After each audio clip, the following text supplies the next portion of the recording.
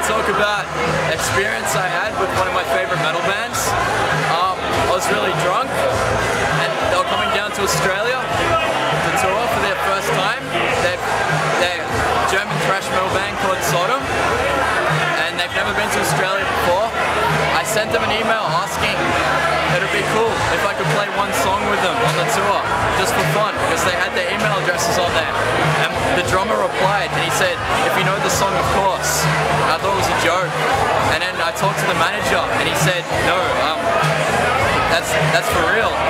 And these guys came down, and we know the manager came down and met the band at the airport, and I was completely stoked because I love them so much.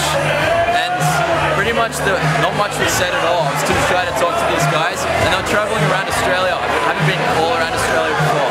Like, I hadn't been to Tasmania, I hadn't been to Adelaide or anything like that.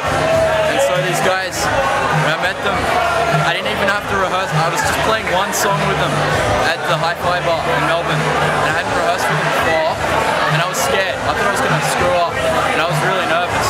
And I played the first song with them, went up there, did my best, and it worked out really well. And they said, "Yeah, that's really good. You can play with us all around Australia." So I travelled to them to Hobart. I'd never been to Hobart before, and the stage was smaller than they expected. It was like probably as big as this space almost. And I was like half standing off the stage. That was really good. And in Sydney was the highlight because there was the most people in Sydney. And it was the first time I've ever played in front of a real crowd. And I was doing it with one of my favourite bands. It was probably